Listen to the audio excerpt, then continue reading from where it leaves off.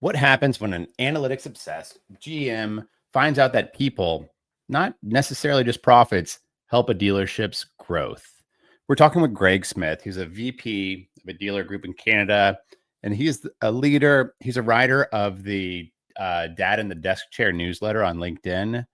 And we're going to talk with him about the overlooked power of market share, a small service drive tweak that added tens of thousands of dollars in profit per month, and a LinkedIn post that he had made that went viral and blew up unexpectedly. Here's some quick practical insights I think a lot of dealerships can learn from. I'm Andrew Street. Welcome to Word on the Street, where we dig into the people and the things that are helping innovate the automotive industry. Enjoy. Hey, and thanks, Sheila, for connecting the dots. This is super cool. And it's interesting to talk with people like you that have like a unique perspective in our industry of automotive. Um, and it seems like you're growing a assortment of cheerleaders on the sidelines, rooting on what you guys are up Yeah, to. yeah, for sure. Yeah. And Sheila, I saw you put some questions down, which is cool. It's usually what I do. I wasn't sure what the first one was about with getting your dad in the desk chair newsletter. Yeah. Greg has a newsletter. He actually just posted one an hour or so ago, 2 hours ago. I was interested what inspired that. Yeah. Okay. So let me tell you about Dad in the Desk Chair. So um, it started off as me just trying to remember things that people were telling me or life lessons as I was going through different scenarios in the workplace. It started really when I became a general manager because I'd never managed this many people and this many high performers. And I'd never managed managers, really. This was the first time where I was having department heads reporting to me, and there's a lot of things that they were seeing on a day-to-day basis. So I had a lot of interactions with coaches and just different thought leaders and people within the industry, and I would write down their feedback and I would often go back and revisit it. So it started really as a notebook, then it moved on to my computer, and then one day I was leafing through it and I had like 25 scenarios and stories in there of just stuff that I had written down, and I was like, this stuff's pretty cool. And it was really raw, and it was just very honest. I When I went back to publish this stuff, I had to um, armchair it a little bit, and so because I had people's names and things they said, and like it was really just verbatim of what happened. And I was reading through it and I was like, this is really cool. Someone would probably want to read this stuff. So I started it as a blog. I didn't even really know how to write a blog. I just kind of Googled how do you write a blog, and it was through WordPress I did it. And then as I started to get more familiar with LinkedIn, I was seeing a lot of people posting on their newsletters. So then I just Googled what's LinkedIn newsletter? Like, how do you start one of those? And I switched the blog over to a newsletter. And I wanted it to be focused on kind of my life. So Dad in the Desk Chair, you'll see the icon. It's an image of a kind of ginger guy like me with a bit of a beard, and he's got three kids kind of tugging on all his arms, and he's in a car dealership. And I write, like today I wrote about um, your retirement plan being focusing on your health.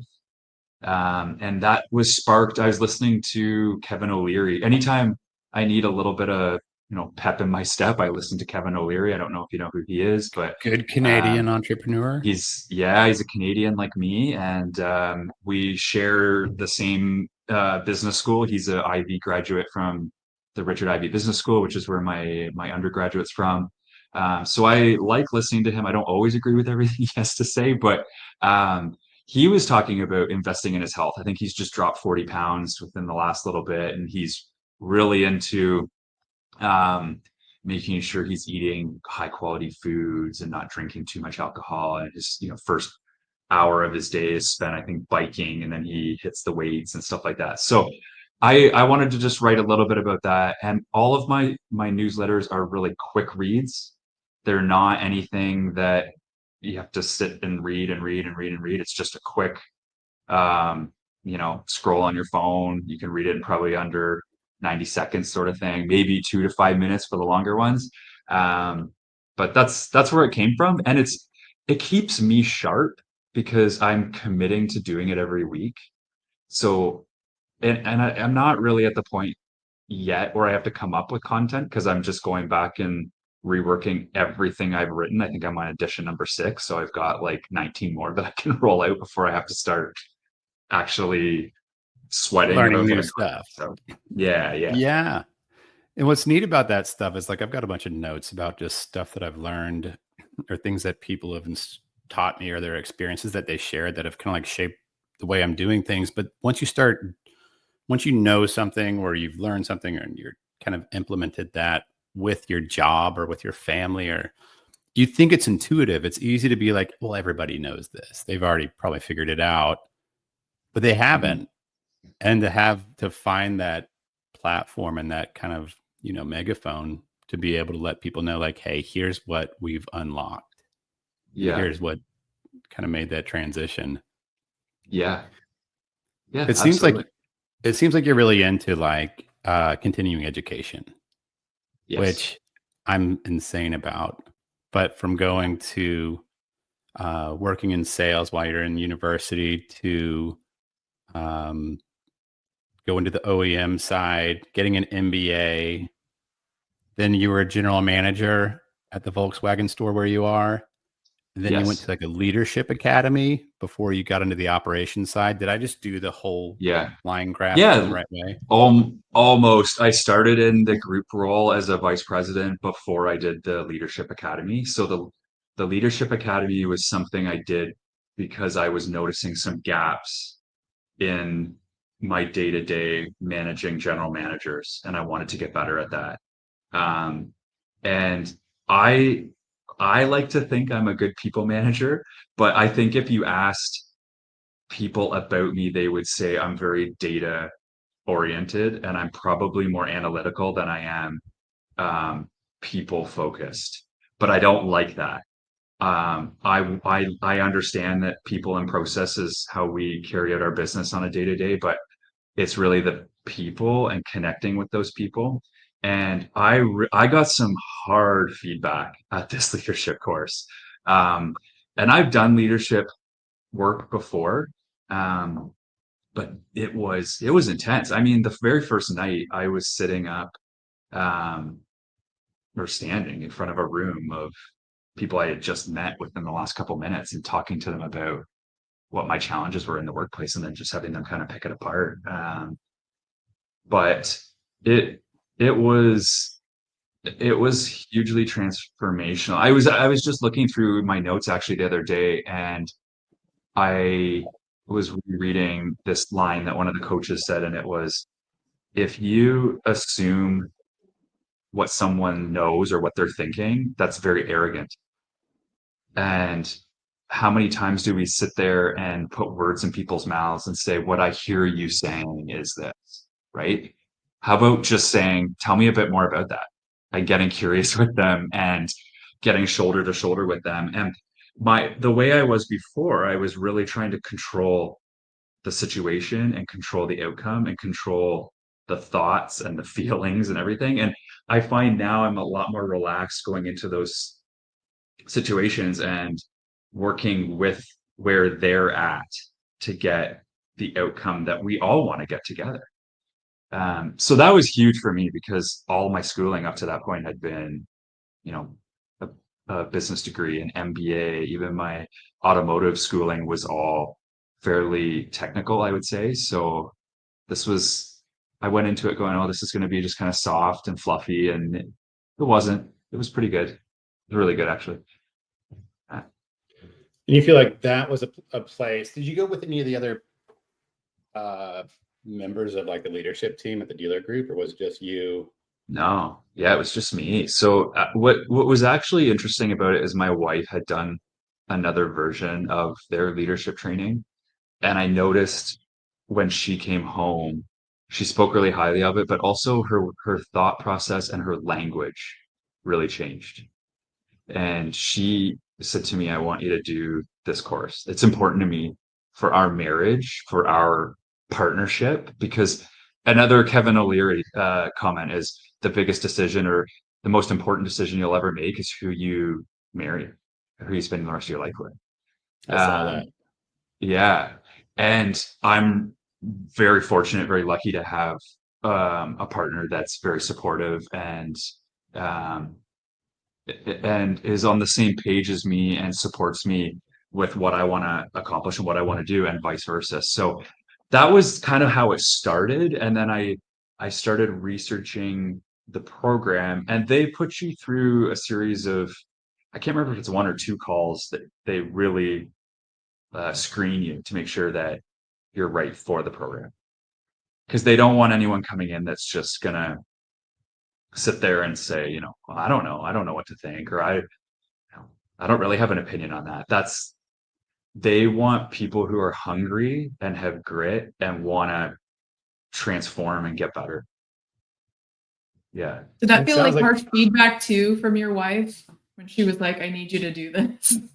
Yeah, I maybe painted the picture like it wasn't like you need to do that. It wasn't like the ultimatum or anything like that, but it was she got a lot out of it and it really she's also in business, high pace career as well. And I think just the way we approach decisions in our family and the language we use when we're problem solving together is different too. And I noticed when I came back, a lot of people said to me, um, your language has changed, your thought process has changed, you've grown, or there's something different. So I didn't want that to evaporate. So that's why I'm always writing about it. And I wanted to get it out there, even on LinkedIn or wherever, just so I can keep it going.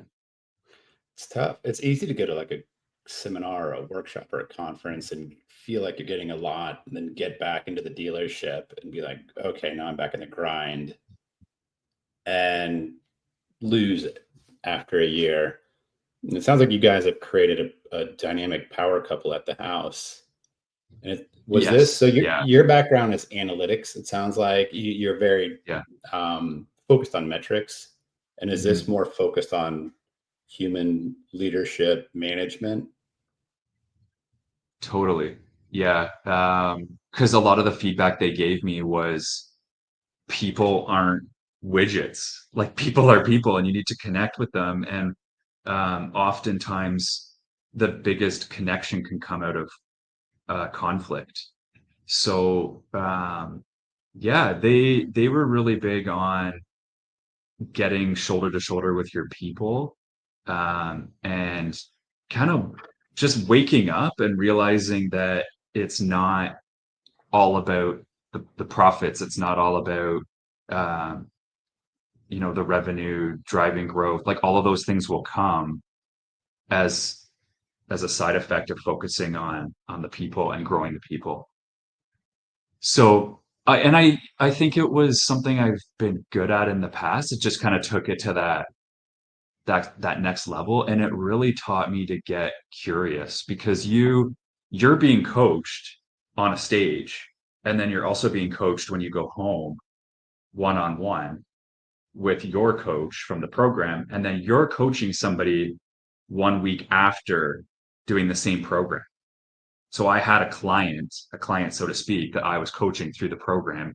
The program's called The Quest, and it's taking a really hard look at what you've been up to and your behaviors and moving into a direction that you want to go in and making promises and commitments to yourself to get there. It's all about discipline and the top leaders, um that's the difference is though they can go to that leadership course, go rah rah and drink the Kool-Aid, come back, forget everything and go back to their old ways, or they can commit and be disciplined about it, and maybe they slide a couple steps back but then they get right back on track again and keep pushing forward. What do you feel like was more formative for your career? And your growth and the person like you are in your conversations and things between the MBA and the Quest?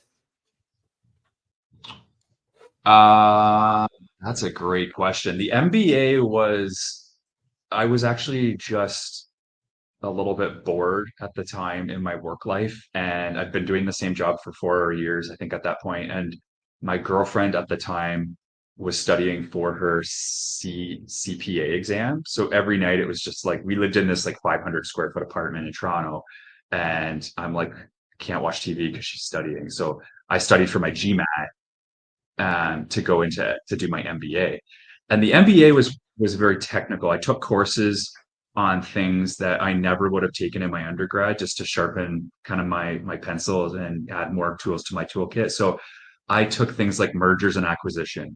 I took social media marketing. I didn't even have Instagram at the time, so I had to get an Instagram account.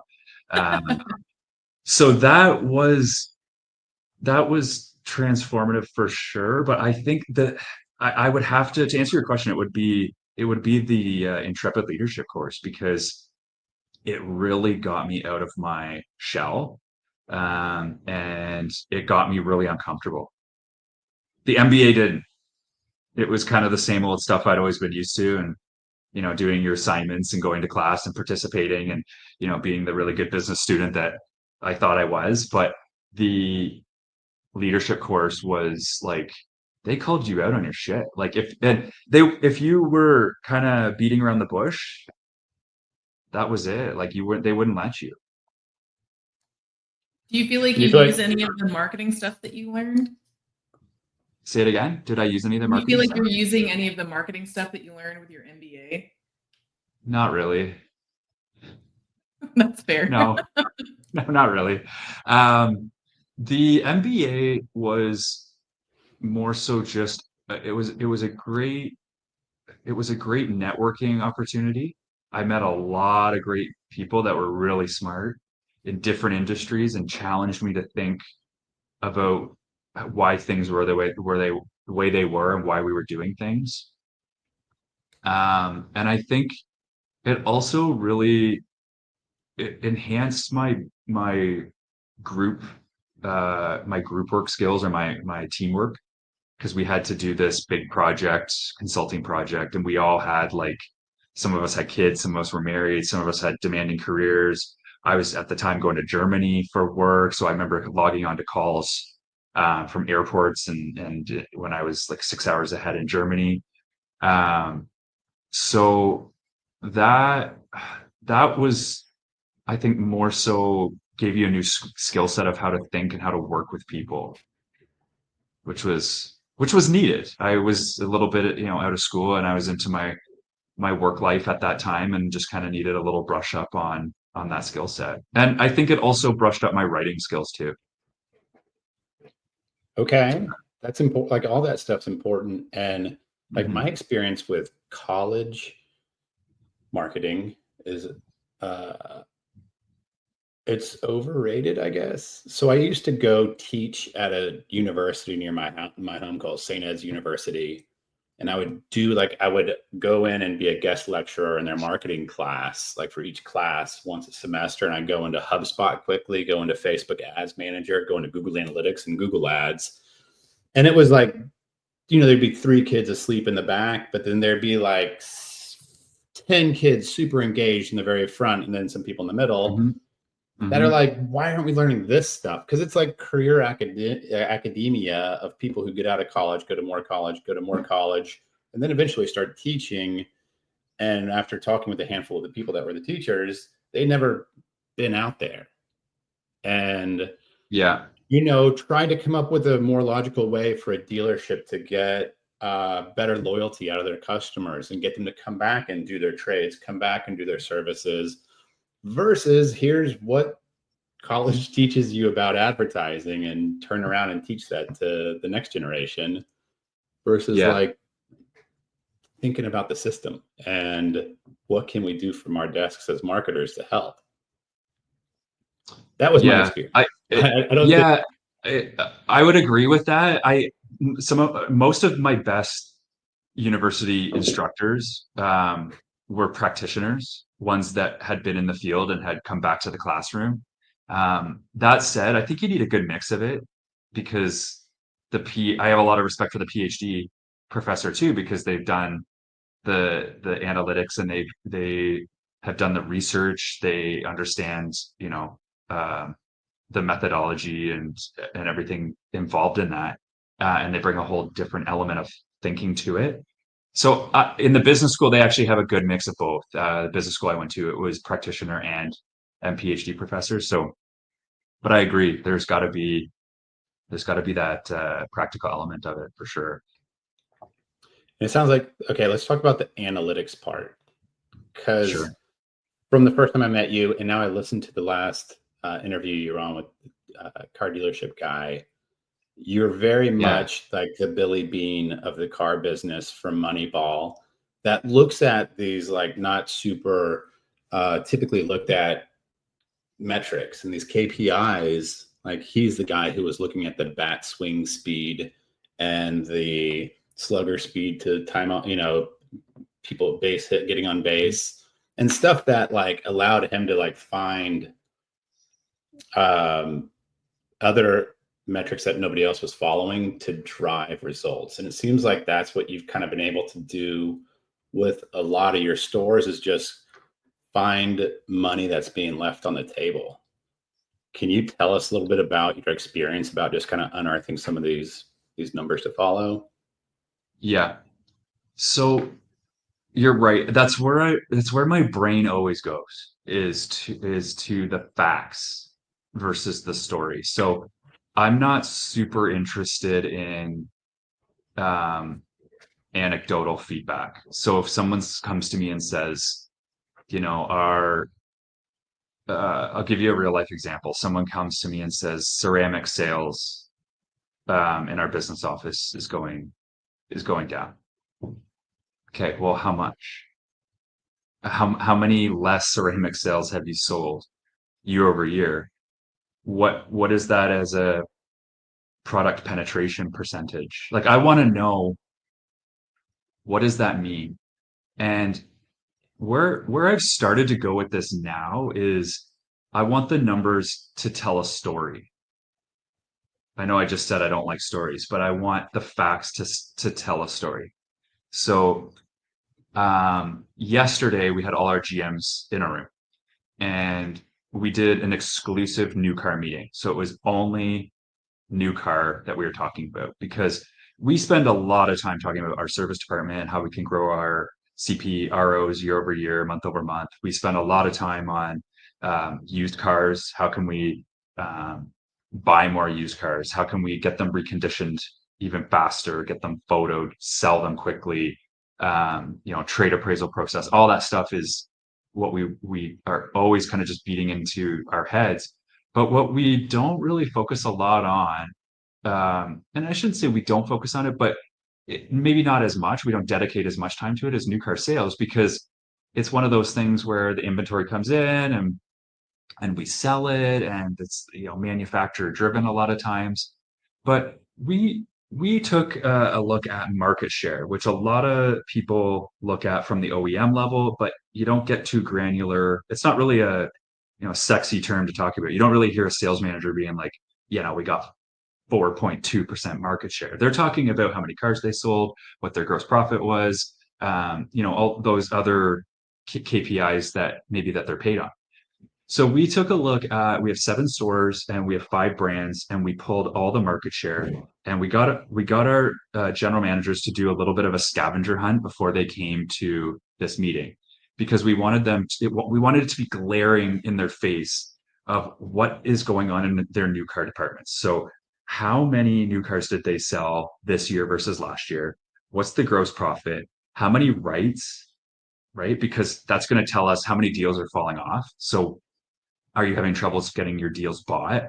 Um, and then we wanted them to outline their market share at their dealer level, regional and national. And then how many on average vehicles are their salespeople selling on a monthly basis?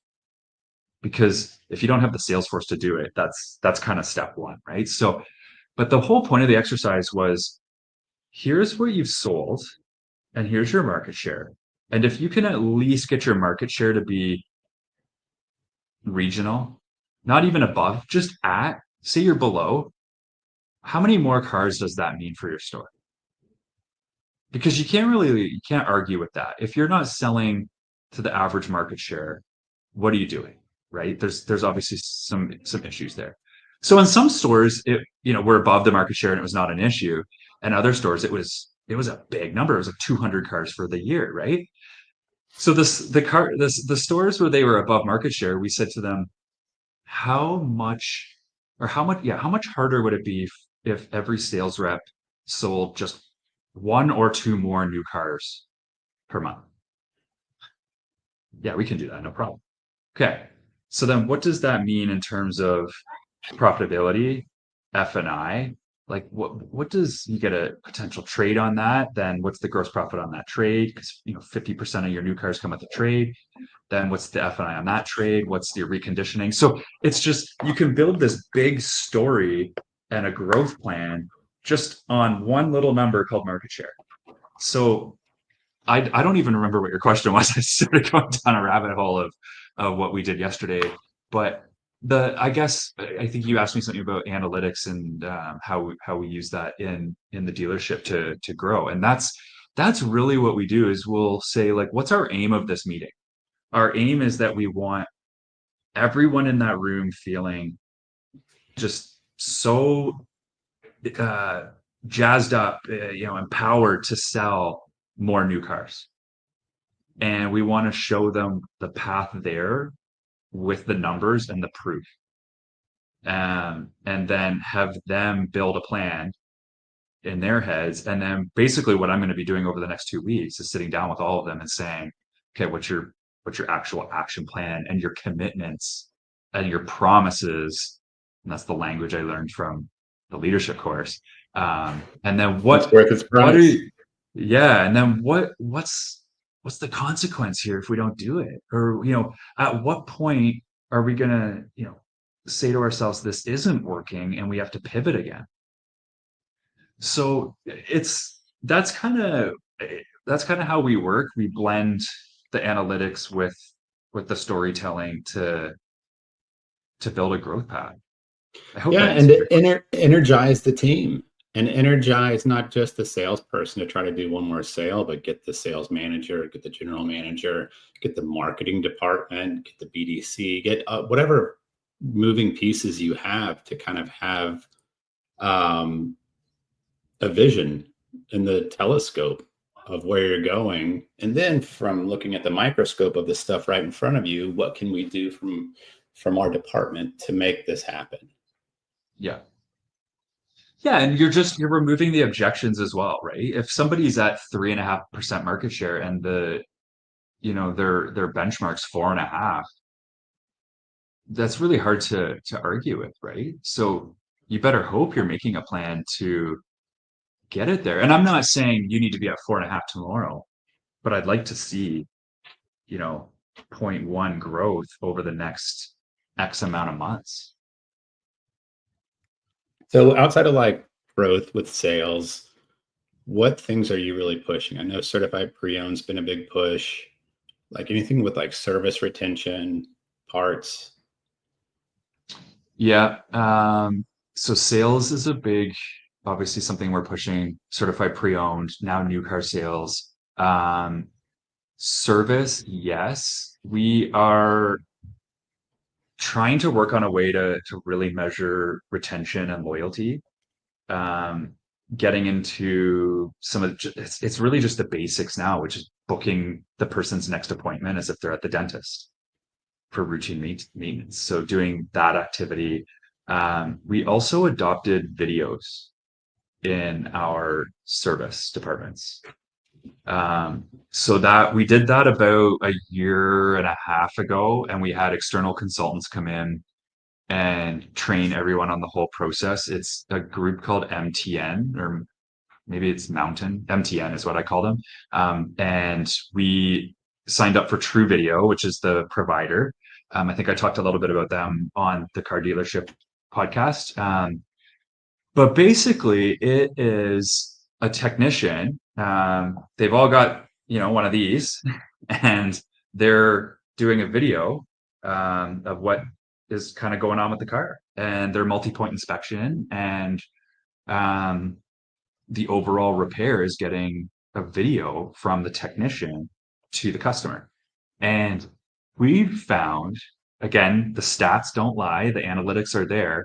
I can show you the hour per RO difference for somebody who views a video and doesn't view a video.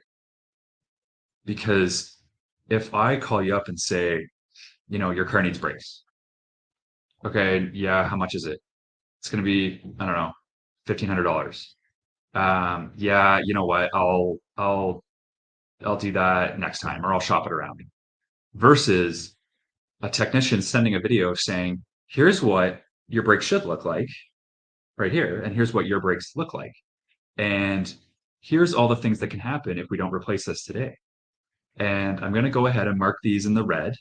Okay. We mark things on a green, yellow, red scale. Yours are in the red, meaning that they need to be replaced today, or there's a safety concern here. And I'm going to go ahead and put that on the quote. And when that comes through to you, you can approve that, and we'll go move ahead with that and have that done for you today.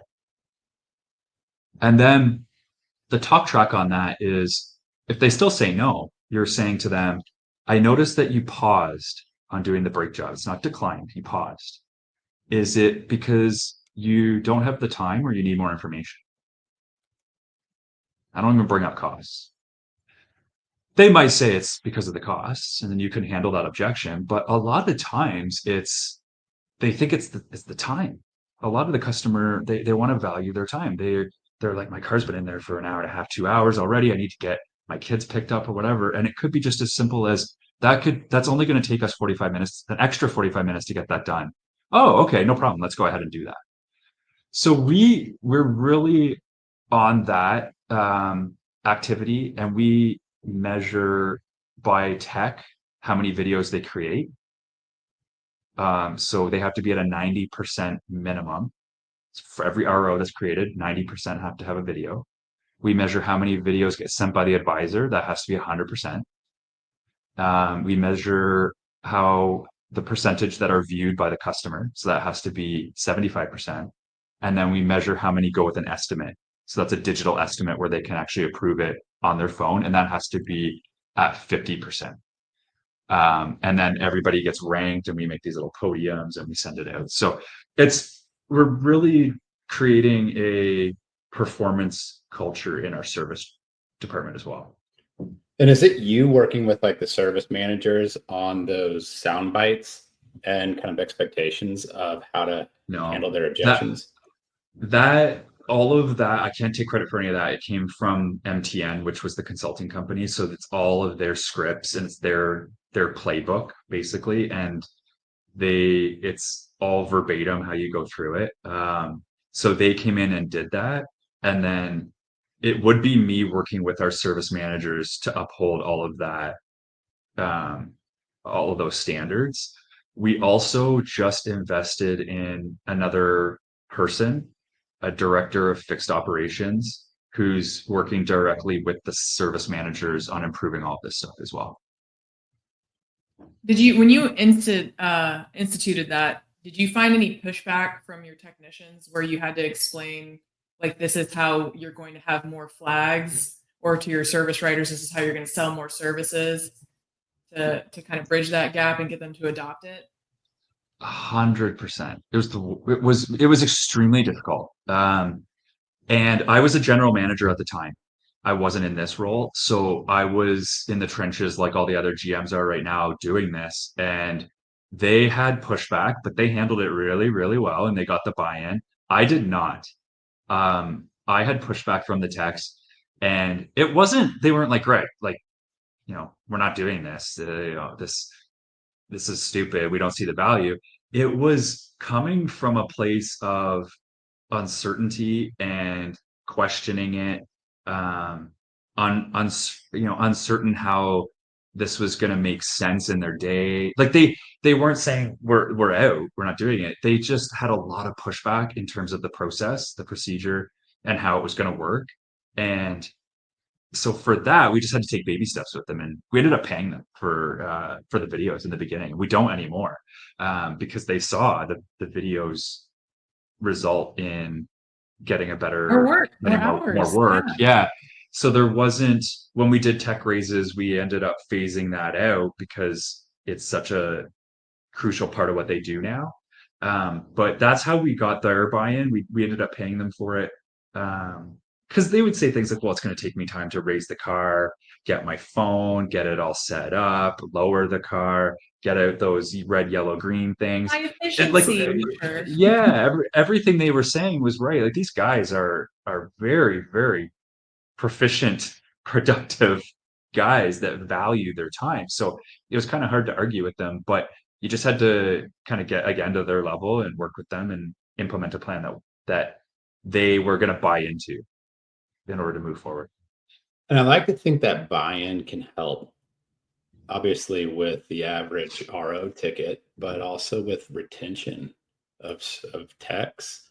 Like, I don't know if are you guys having the same issue in Canada where we have way too few techs and it's really competitive between dealerships and just independent service centers to get those techs and keep those techs?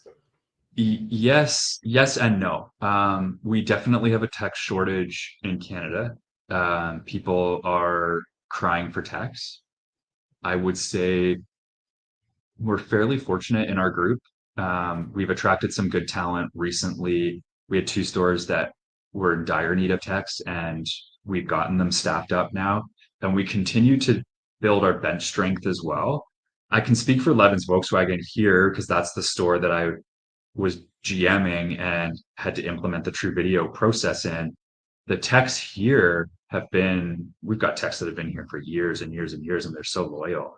And it's because of the inflow of work as well. They're treated well. We listen to them. I'm sure there's days when they, and not everyone loves every day at work, but for the most part, they enjoy coming into work, and they've got a really good group of guys back there that they work with, and a good support team. And our dealer principal here, and our executive team is really supportive and very open-minded, open door. So I think that helps keep them retained.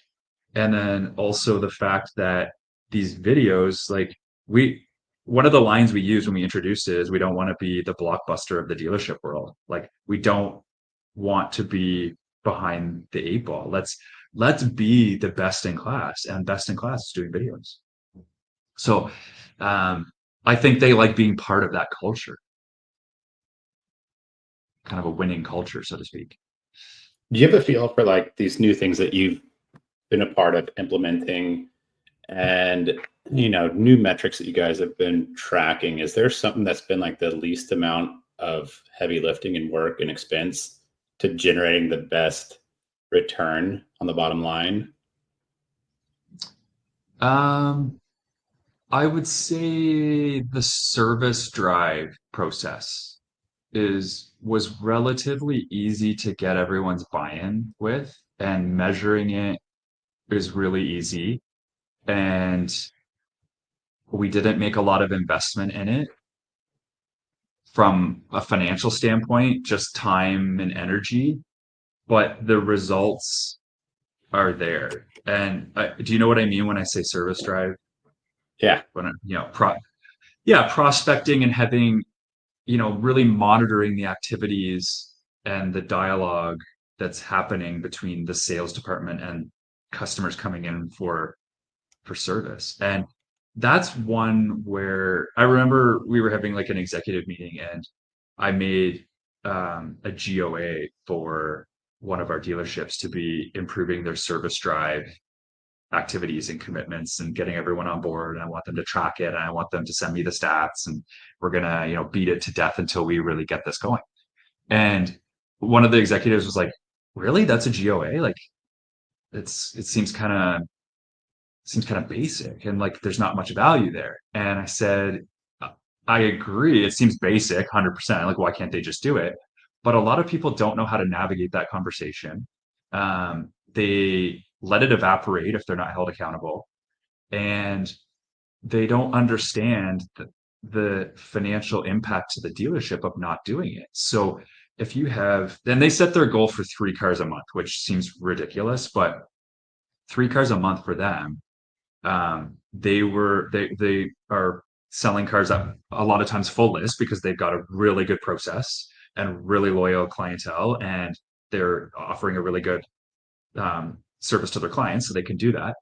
And they've got a really strong F&I department, and they're reconditioning their trades at a strong level for CPO. So that those 3 cars was resulting in $40,000 a month in full cycle gross.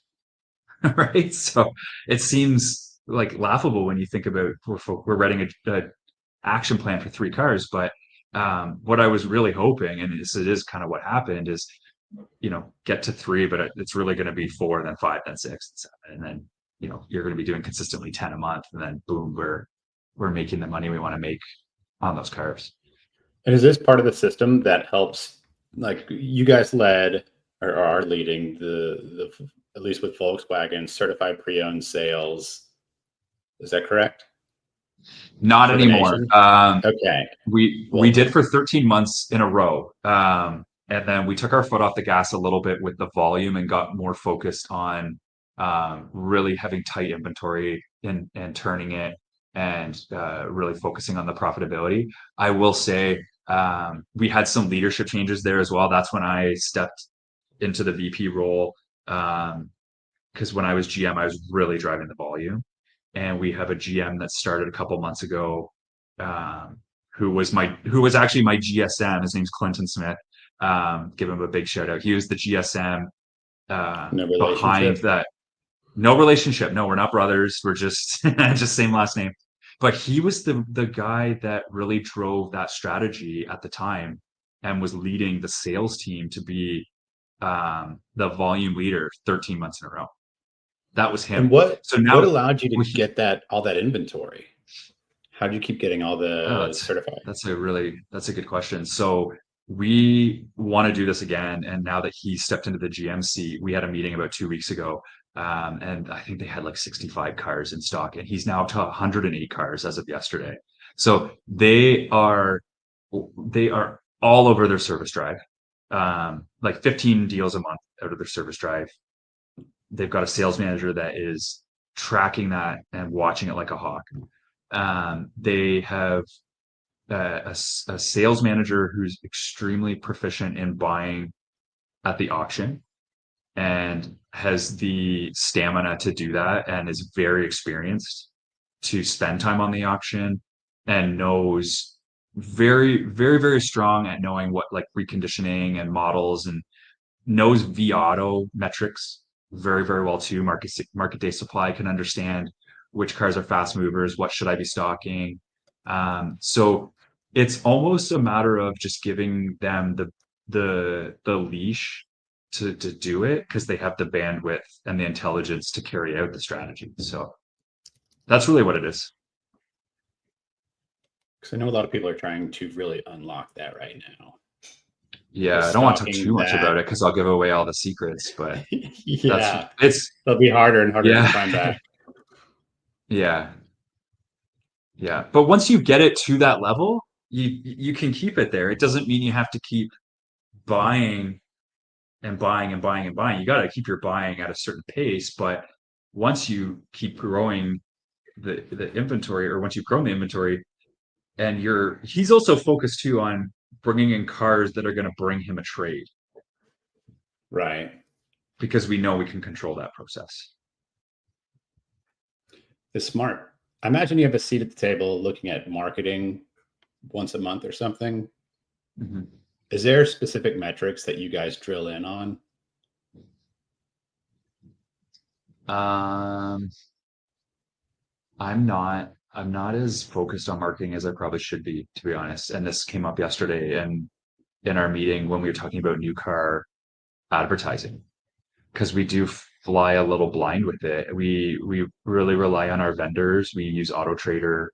I do sit through all of that stuff, and understanding like what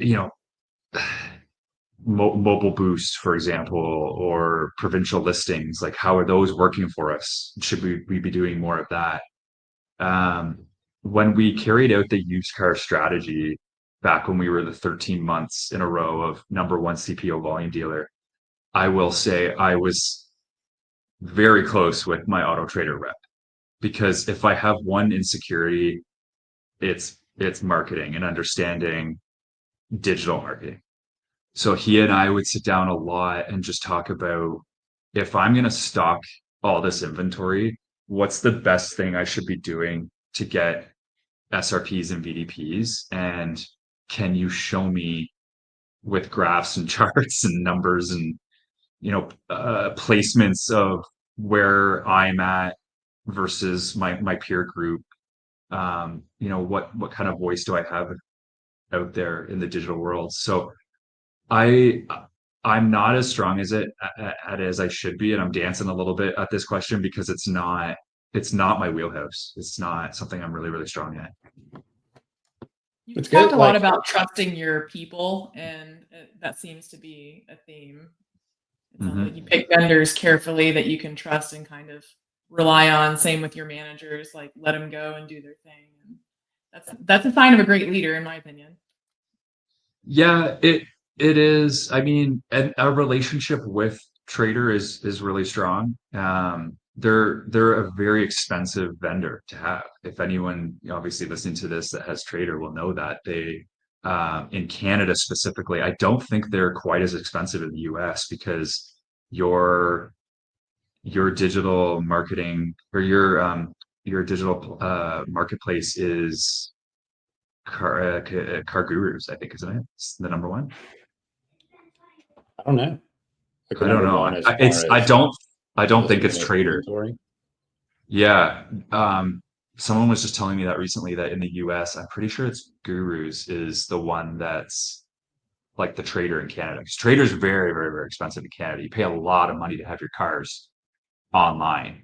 Um, so from a group perspective, the investment is massive. So for me to not be involved in negotiating those contracts and understanding exactly what I'm paying for and what the result is would be silly. But we do know that the majority of our leads come from Trader, and then what we spend a lot of time on is perfecting how we answer those leads, what we're saying, monitoring the follow up, sending a video every single time. Like, all of that activity is what we get really focused on. It's just because like digital marketing has become so metrics driven with so many things that you can follow, from cost per click to impressions to VDP views, SRP views, form fills. Yeah. And then it's like to push back and think about the strategy that's not going to be impacting those metrics too, of let's go after everybody who's driving a Volkswagen in our backyard that's between 2 years old and 5 years old, and let them know Yeah. all during the month of September, we're doing a big push to buy those vehicles because of market conditions, blah, blah, blah. Come in for the 5 minute Yeah. appraisal Yeah. and do what we can from the marketing end to try to stimulate those certified pre-owned vehicles on the lot and hopefully the trades. And it's not Yeah. going to hit the VDPs or the SRPs, but we're going to try to make vehicle appraisal submissions. And then let's Hmm. all agree with the dealer and the advertiser, like that's the goal. Let's measure it quickly and see Yeah. in a couple of weeks what it looks like, and pivot, make an adjustment if it's not working well. But it's interesting Yeah. to, It's really tough to know how people are going to respond to things. And I will use my LinkedIn as an example here. So I I put a lot of time and thought into the content that I post, because I want it to be meaningful, and I want to connect with people that are kind of like-minded and are resonating with what I write. So I put stuff out that I think is just bomb. It's going to be amazing. People are going to like engage, they're going to love it. There's going to be good discussion, and I'll get like 2,000 impressions on something I think is going to go viral. And then I think I was sharing this with you last time, and I just posted it like the day before we talked. But I wrote a little thing on Ford, um, on how they didn't take the bailout and spoke about their president at the time who was hired from Boeing that came in, and there's books about him and whatnot. And it was really just a quick little thing I wrote at the breakfast table. Put a little picture of Al Malali up there, who was their president at the time. Didn't think anything of it. Went to a couple meetings, went about my day, and I had like 25,000 impressions in a couple hours. That post, when I think it like, if I check today, I think it's at like 175,000 impressions. And it was like a nothing post. I was just making a parallel between a guy that I thought made some bold moves, didn't take the bailout, leveraged the blue oval, and completely turned around that company and made a relation to taking bold bets in a leadership role can really pay off. Like, that was the point of the post. And it got like, I think you've seen it, Sheila. Like, it's, people were engaging, people were like writing crazy stuff that didn't have anything to do with what I even posted about. It sparked a lot of emotion, and I can't tell you why. So Well, that's how I feel penetrated the about manufacturer, and they've got a million, and if I was Ford, Yeah. I would market the hell out of that. But Yeah. you did Tastefully. mention the dashboard tool that you made going viral as well, and that, I think, is part of it. People are on there looking for value. They also Yeah. connect with like-minded people. You've been there, you've Yeah. had success, coming from Yeah. the OEM side, going to retail. Like, there's tips that we need, and automotive's kind of hodgepodge learning adventure. So anyone that can provide that's true. value in that way is important. Yeah. Yeah. Yeah. But that one was just wild to me, because I do kind of relate it to the marketing, because you just don't know what's gonna work a lot of times, and you think something's ironclad and it's not. So anyway, that's kind of my 2 cents on that. But Yeah, but fortunately, you found a platform that's like a low stakes testing ground to put yeah. things out and see what people gravitate towards. And Mhm. so, where can people follow you now? I imagine follow Greg Smith on LinkedIn. Yeah, I'm just on LinkedIn. That's all I've got. I've got other socials, but nothing. I'm really not active on there. I'm very active on LinkedIn. Every day I'm posting something, and love connecting with people. If you write me in a DM, I write you back. Sheila, that's how we met. That's as well how I got connected with the car dealership guys and was on that podcast. So that's where you can find me. And yeah, I love it. I would love to talk with anyone and set up calls who reaches out to me on there. So Well, Greg, it's been a pleasure talking with you, my friend. It's good to know you. It's good to meet you, man. I like hearing yeah, likewise. what Yeah. people with unique backgrounds and experiences are able to bring to the industry. Mhm. Thanks for having me. Yeah, it was a lot of fun. Thanks, Greg.